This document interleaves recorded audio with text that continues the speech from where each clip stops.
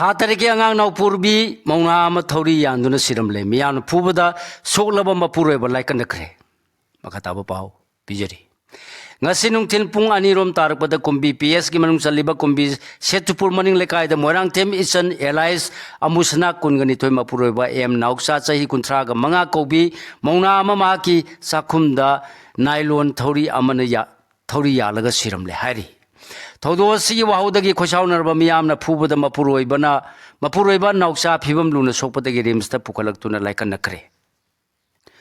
Numit kunga tareni sura phawbada doctor taba mayumda tamthina halambada senabasing police na phaba ngamdre khoshau narba ya school gi lekai tare ki nupi sing hauраktuna enhais sama sumna ani thingjilure makha taba paw pijari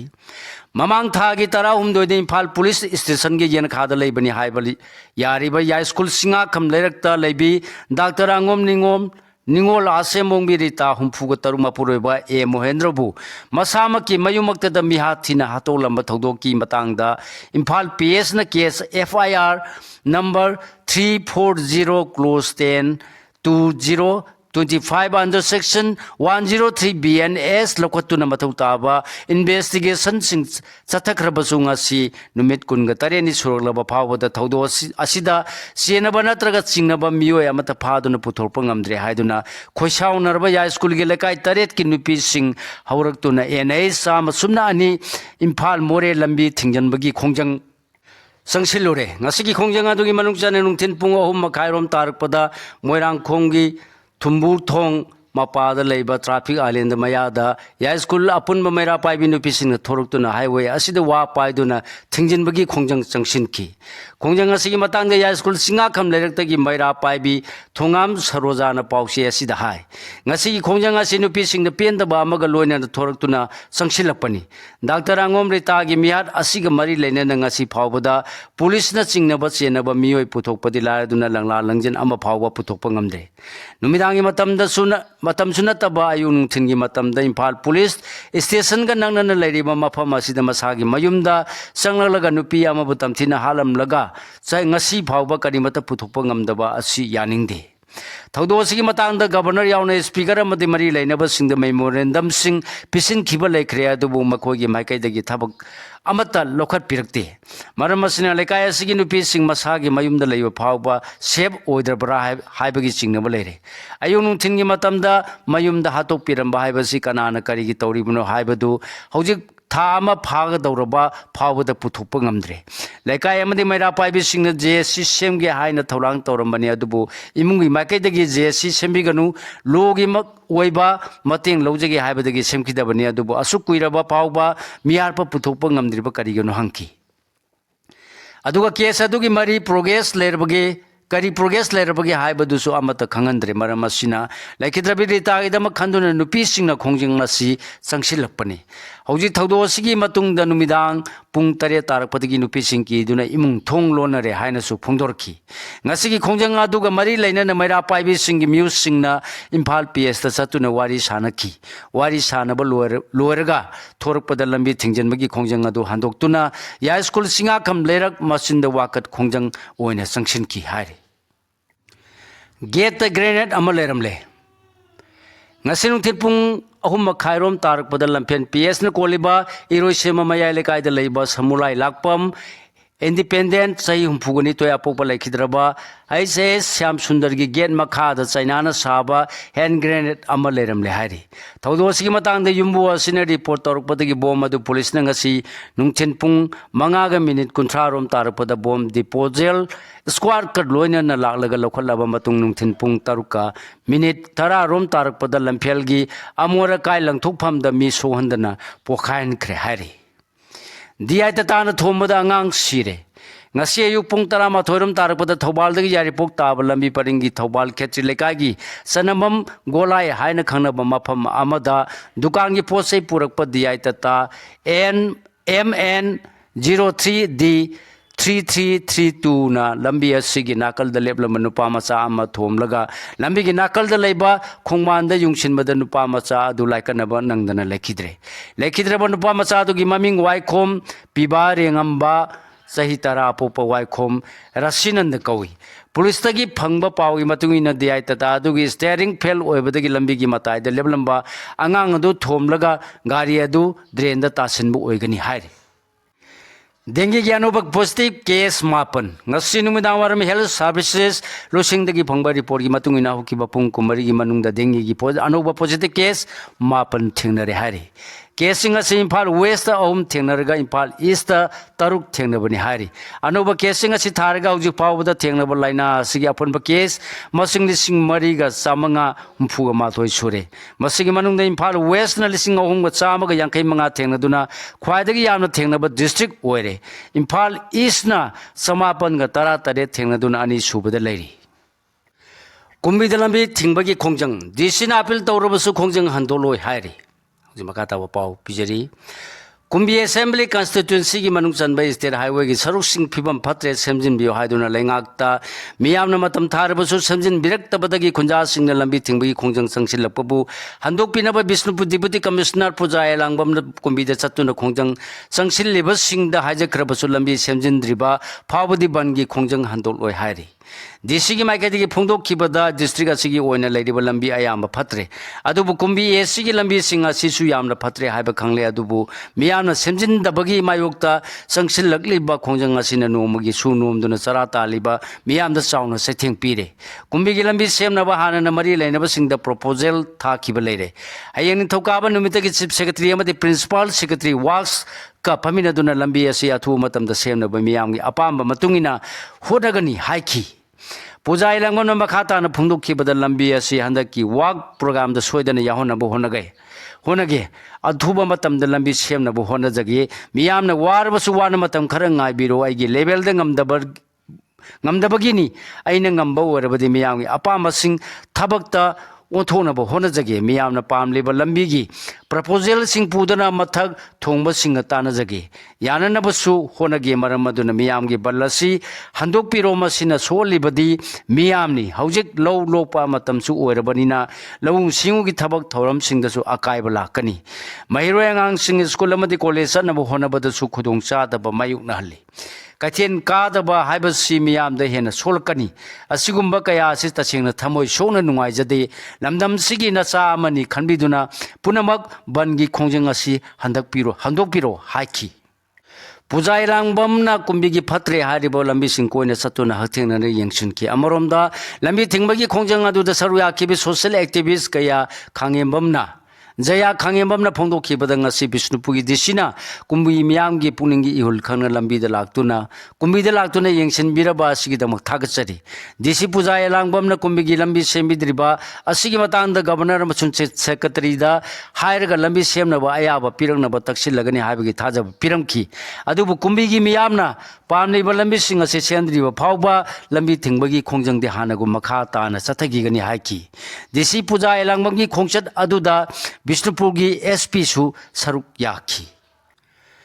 Manipur की मियाम दे हराव कुमई पामबने हाइदुना festival अमा सिलगा नाथैनबो होनरब्रा हौजि मखाता पाउ पिजरी मणिपुर की मियाम दे हराव कुमई यामना पामबने festival अमा सिलगा अदुम काउजखिनी हाइबो वाखल the लेंगाना Manipur the थोलिब इरांग अमदि मियोय कया लांजेना दुना मयुमदा हंजिन मंगमदना लेरिबा सिना थैनबो होनरब्रा हाइना हानगी minister Bijoy कोइजमना फुंगदोखरे वाफम मसिंग असि खुराइगी नोट नेसु ग्राउंड पांथोपा पुनबा सिनमिसिंग चौखट थौरांग लूप ASCTL गी तरे सुबम मपो कुमोन थौरम द फोंदोखिबने थौरम अदुदा वांगांगदुना बिजय कोजमना हाई मैते अमदि कुकी अनिगी मरक्ता इरांग थोक्तुना मियामना मणिपुर अमसुंग इंडिया लेंगाक्ता अकनबो वाफम कया थमदुना लांजेनरिबा सिंगबु युमदा हंजिलहनबा अमदि इंगतप पुरंगनबा तक्सिनदुना लागली अदुबु हौजिक इरांग असि मनिंग खरा हलकपदौना तौबा अमदि सेसो सिंगसु मसिगी मतांगदा वाफम थंबा नेमथरपदौना तौरपा मतमसिदा मणिपुर दि हराव कुमई यामना पामजबा लमदमनी कुमई अमा तौरगा इरांग अदुमक काउजखिनी हाइना इंडिया लेंगाना कुमई कया सिंदुना मियामगी वाखल दे इरांग असिबु काउथोगनबा सिलिबा अमसुंग इंग तप्पा पुरकपा हाइबसि नाथाइरेगा थमनबु होनब्रा हाइबसि सिंगनदबा ngamde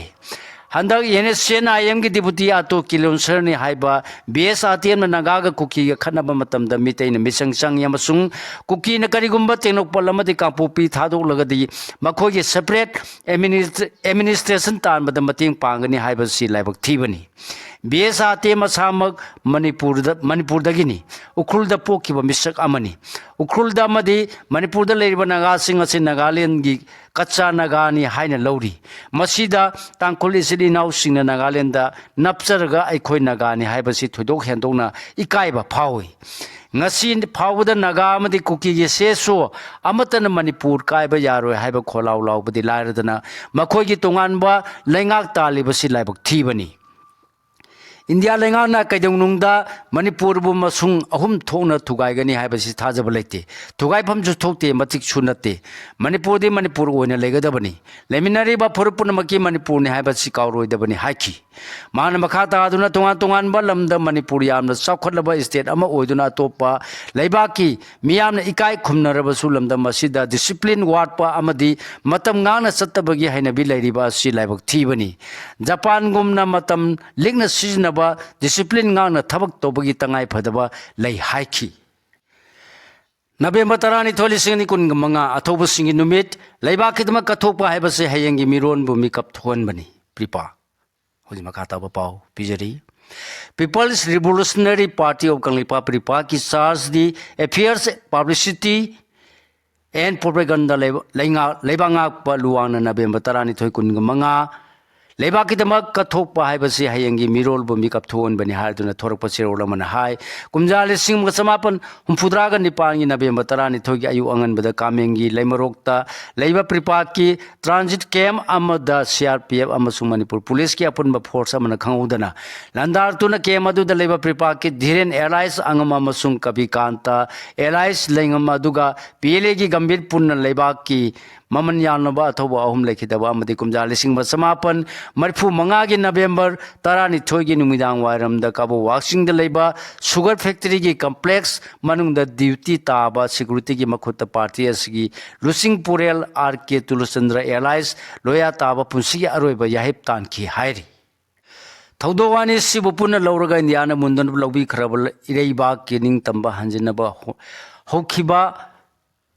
Hokiba Say Kargi Mamanda Lamdam Sida Lepalatan Satar Labeling Tam Yaw Lanting Sida Tawaina Ponta Pikraba Mama Naidra Tawai Punampu Ikai Kunabu Tunakumsi Lising Masamapan Kumsing Lising Masamapan Humbudra Mapan November Tarani Toidagi Red Army Prepark and left in a Pangtok to Nalapa Toba singing Sing Numit Handak Suta Siki Tarani Toyum Sakachanumita Lebak Miyamga Lunana Pangtokani Hari. Numida Sida Makala Matagi Harau Kumai Tobigano Amadi, Numida Sigi Numidanga, Yumton Kuding the Maira Katpio, Masung Lake Hidravato, Watobusing Numi, Ningsing Kubamda, Maira Katpio, Hari. Bosemgi textbook Namna Base Pusilapagi Dikamunabada Mahirosing textbook, Pangloidrami Pinare, Rosen. Board of Secondary Education Manipur ki textbook sing namna ba state asigi wang madagi se pusilang na bohona bada dika munar padagi case phauba taunar padagi se pusilak pangamdana leire aduna maram waraga mathang chahida textbook matam chana phangloidra haibagi singneba leire mari leinaba authority na miyeng changbiyu haina mahiroi lob taruki wangang lo hijam rosan na pawmi singda phungdokre ngasi kwa kathel da leiba MSF office ta pangtokba pawgi mifamda rosan makhata na haikibda bosem gi lyric sing asi SSA gi makhada tamgadori bani hauji phawda che pusilakadabagi tikapun munamana maram moiduna textbook namtha bagi wathok asi Namdabagi Watogase Manipur Lenga Masung Mari Lainaba authority na miyeng sangbiraga athuwa matamda print order sing thadoppiu matam chana larik phangan ba haiba se aikoi punamaki tangai phadaba khongthang amani haiki Sane school na sinduna inter house cross country race pangthokre Sane school infana ko curriculum activity the mai unsin bagi saru ama oina academic social singani kunga manga kunga taruki inter house cross country race ngasi ayu angan bada pangthokre Oza kabagi hona zaman na Manipur gi fauna loan oriba mitei mayek hingalakhibani CH Laisha makata ba pau pijari Oza kabagi hona zaman na Manipur gi amata ngarba fauna loan oriba mitei mayek asi mangki gadabadagi hingalakhibani masigi mahina ngasi mahi masing tambada mitei mayek master gi thak tagi hendok tuna research ki thak yobangam haina singsubam sagaya chok apokpa ira thongni lupki advisor CH Laisa na phungdokre AMS ningon chakhokre lamyan bairabuni sing painting and essay writing competition gi mana yenthokre apun ba irepa ki mahiro singlub AMS na sinduna state gi thak pangthokiba tarama thusub lamyan ba hijam irabuni sing painting and essay writing competition gi mana yenthokkiba ga lona na ningon chakhobagi thorum ngasi lubasiki kwa gathel da leiba headquarter da pangthokre Thauram Sida AMS ki Chief Advisor Puyam Joy Lipun ki President Somarendra Thoksom Ikal ki President Naure Mema Ikal ki General Secretary W Luang Leima MU ki Manipuri Department ki Assistant Professor Dr. N Sanatomba DMU ki Manipuri Department ki Assistant Professor Dr. W Romesh Samati Namol AL Sanoi College ki Assistant Professor N Srimana President Member Sing Oina Saruk Yaki Yosung yosa taurumbagi mitam sing maikum hangdokre. Angan matamda kaksing ipai pusing ne yosak thiduna yosung yosa taurumba thabak sing tungi miro na khangu na bagi wakhalonda kaksing gi laifam pana liglai loisang amadi kaksing kalai na punna hona minaduna kaksing thungkhong mangda hidak tha konjinda leiba laifam pana liglai loisang gi sanglenda sengot sagalakhiba mitam sing asi maikum hangdotuna miyam da khusinakre. Maikum Hangdopagi Thorum Sida retired IAS Amadi ex MLA Y Surchandra Principal Commissioner of Commerce Customs Preventive West Bengal Gi Binayak Azad IRS Commissioner Income Tax Banita Naurem IRS DFO Sandil Dr. L Munan Masa Sanugi President Dr. Numaithem Pramodini Social Worker KSS Kennedy Rabi Jewelry Kaksingi Proprietor Rabi Mayang Lumam the President Member Sing Weki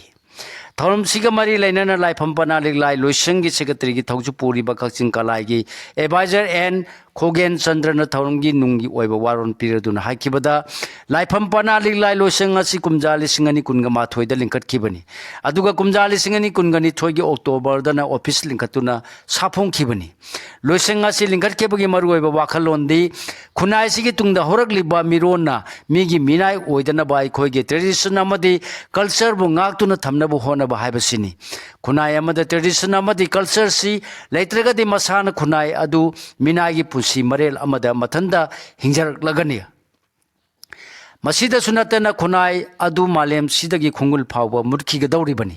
Mitay Kodi Unity Lataba Amadi Tradition Culture Maxilapana Masigi Aruba Pibam Si Libani Kaksing Ibasimani Purgi Puari the top Lamda Mamani Masigi top culture tradition Kayalai Habasi Kanganaba Honabani Haiki BJP Election Commission Board Huramagi Watole Electoral Roll Revision Kupsinabu Honori Ujmakata Pau Pijari Lok Sabado Opposition Lusingu Wariba Rahul Gandhi Election Commission Amadi BJP the Maran Siraduna Laiba Sigitungan Tungan Mikal Kayada Board Huran Bagi Tabak Tauriba Singi Wato Asi BJP Amadi Election Commission Loktuna Duna Electoral Roll Gi Special Intensive Revision SIR gi khutang da losinabu honaduna lairi haina phungdokre Madhya Pradesh ki District Congress President Singh training ke amamada saruk yarduna wa ngangbada wafam sing asi phungdokhibani Rahul Gandhi na hai tha asigi mari da state mapal amadi union territory ahum da hokhiba SIR gi process asi BJP amadi election commission hariba state amadi union territory sing asida board huran ba masum voter list semdok semjin tawbagi thawongbu losinaba honabani haiki jail da ISIS Padok Singapore Sizinaduna TV Yengduna Labagi video viral workre.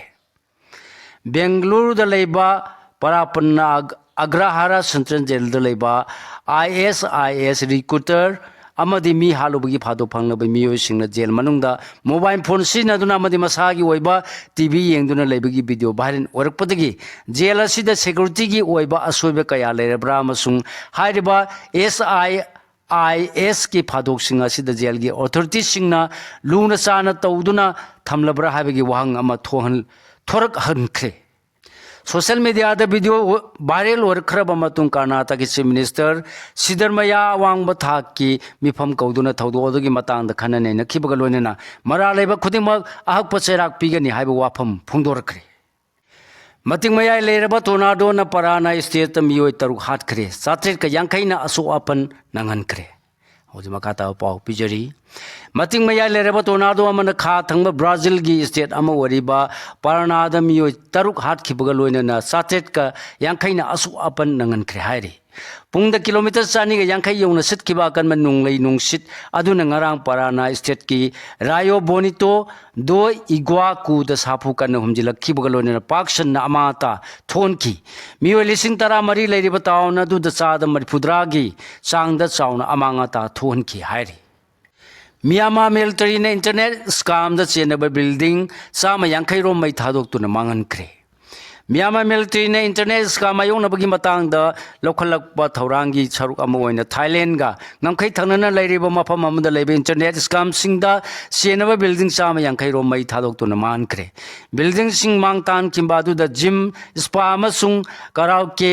ꯄꯥꯔꯂꯔꯕꯨ ꯌꯥꯎꯈꯤ ꯍꯥꯏꯔꯤ ꯐꯤꯂꯤꯄꯤꯟꯁꯇ ꯇꯥꯏꯐꯨꯟ ꯐꯨꯡꯋꯣꯡꯅ ꯃꯤꯑꯣꯏ 100,000 ꯔꯣꯝ ꯃꯌꯨꯝ ꯊꯥꯗꯣꯛꯇꯨꯅ ꯆꯠꯅꯈ꯭ꯔꯦ flight 300 ꯔꯣꯝ ꯃꯊꯧ ꯂꯦꯞꯈ꯭ꯔꯦ ꯍꯟꯗꯛꯇ ꯐꯤꯂꯤꯄꯤꯟꯁꯇ ꯇꯥꯏꯐꯨꯟ ꯀꯥꯃꯦꯒꯤꯅ ꯃꯤꯑꯣꯏ 203 ꯍꯥꯠꯇꯨꯅ ꯆꯥꯎꯅ ꯑꯋꯥ ꯆꯩꯊꯦꯡ ꯄꯤꯔꯤꯉꯩ ꯆꯩꯔꯛꯇ ꯇꯝꯊꯤꯔꯕ ꯇꯥꯏꯐꯨꯟ ꯐꯨꯡꯋꯣꯡꯅ ꯑꯃꯨꯛ ꯍꯟꯅ ꯅꯧꯅ ꯆꯩꯊꯦꯡ ꯄꯤꯗꯨꯅ ꯃꯤꯑꯣꯏ 2 ꯁꯤꯍꯟꯈ꯭ꯔꯦ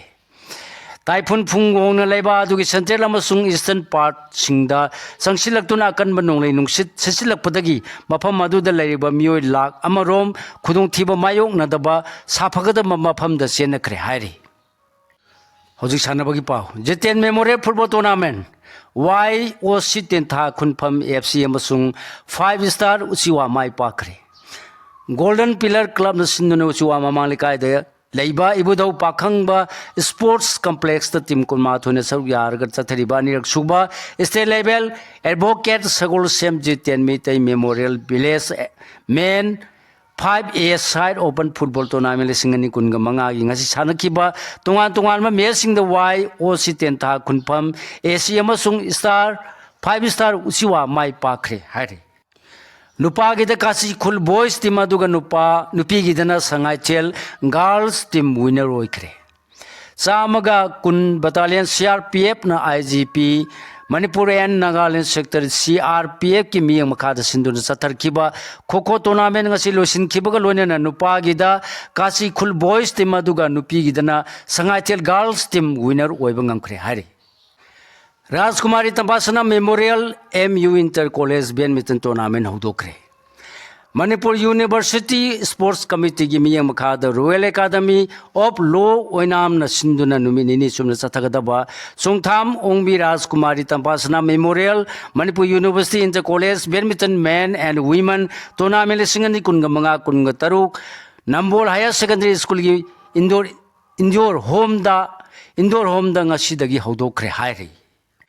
ꯁꯤꯒ ꯂꯣꯏꯅꯅ ꯂꯣꯏꯖꯔꯦ ꯉꯁꯤ ꯐꯣꯡꯕ ꯍꯨꯏꯌꯦꯟ ꯂꯝꯄꯥꯎ ꯄꯥꯎꯆꯦꯗꯒꯤ ꯈꯣꯝꯖꯤꯟꯖꯕ ꯃꯔꯨꯑꯣꯏꯕ ꯄꯥꯎꯁꯤꯡ ꯈ꯭ꯋꯥꯏ ꯄꯨꯝꯅꯃꯛꯄꯨ ꯑꯃꯨꯛꯀ ꯍꯟꯅ ꯈꯨꯔꯨꯝꯖꯔꯤ